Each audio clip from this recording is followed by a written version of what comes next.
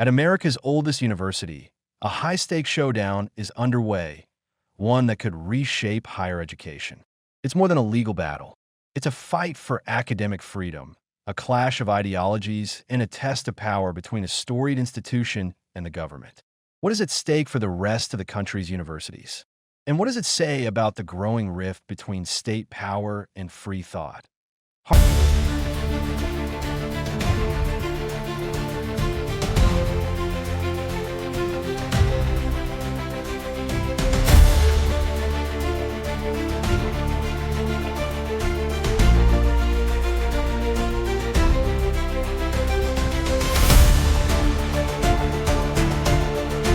Harvard University on April 21st filed a federal lawsuit against the Donald Trump administration to stop the government from freezing billions of dollars in federal funding.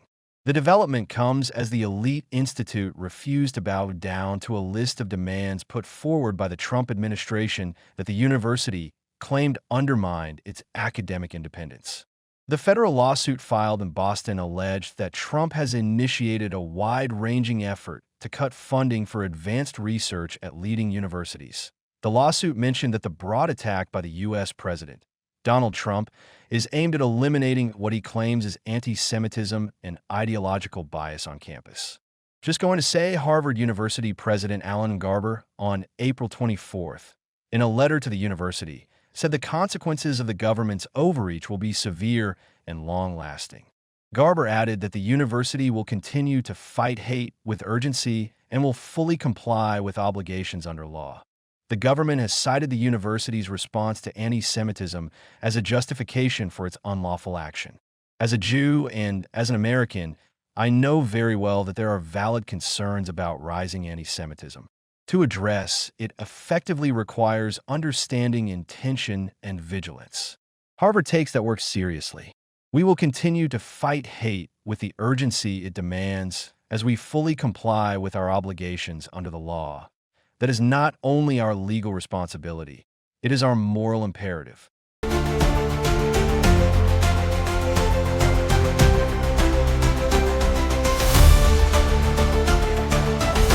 Intensifying his campaign against the oldest academic institution, Trump has threatened to cut an additional $1 billion in federal funding to Harvard University, specifically targeting health research programs.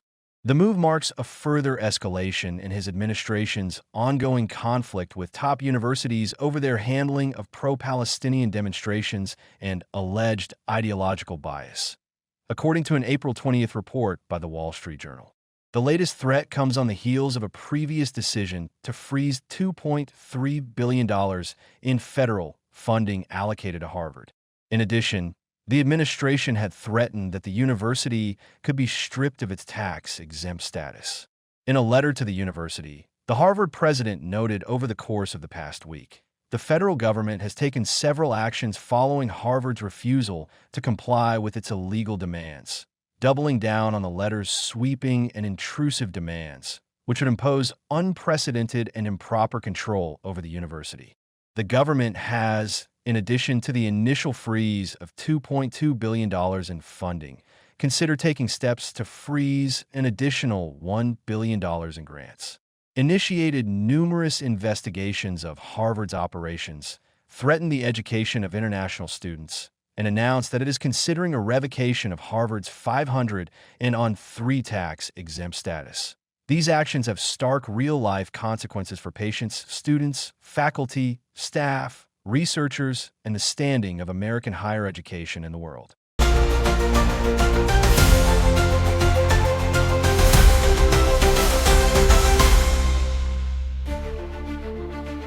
More than 100 presidents of American universities, colleges, and scholarly societies have issued a joint statement denouncing what they describe as the Trump administration's unprecedented government overreach and political interference in higher education.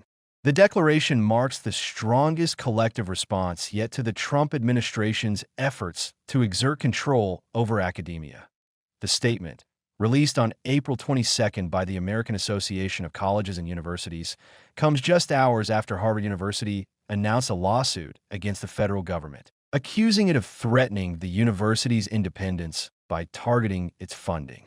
Signatories include leaders from a broad spectrum of institutions ranging from Ivy League universities such as Harvard, Princeton, and Brown to state universities and community colleges, including the University of Hawaii and Connecticut State Community College. Together, they accuse the Trump administration of leveraging financial power to exert political pressure on universities. We are open to constructive reform and do not oppose legitimate government oversight. However, we must oppose undue government intrusion in the lives of those who learn, live, and work on our campuses.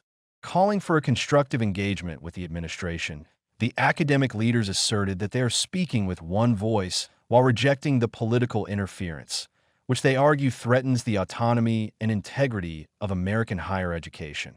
With legal battles now unfolding and institutions taking an increasingly unified stand,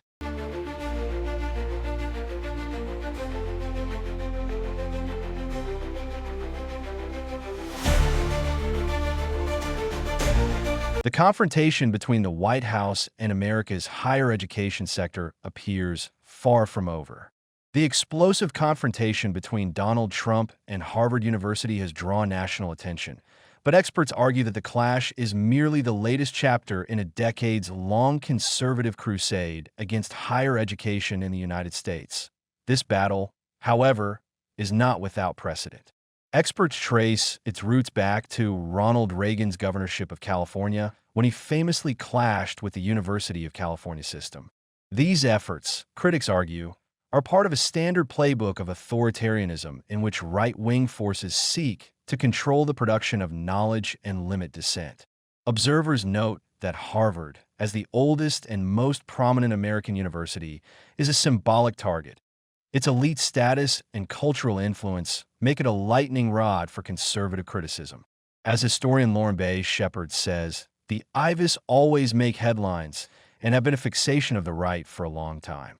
Harvard University, with its $50 billion endowment and global prestige, holds a uniquely insulated position that allows it to withstand political pressure, even from a powerful figure like Donald Trump. Unlike public universities, Harvard relies minimally on federal funding relative to its vast private resources. Its influence in academia, law, and global policy further shields it from political retaliation. Additionally, Harvard's brand power and donor base are so robust that it can take controversial stances without fearing existential threats. Simply put, Harvard doesn't need to appease Washington to survive, and that gives it leverage few institutions enjoy with all its influence and resources. Harvard leads the charge successfully, paving the way for other institutions to stand up and protect academic freedom too.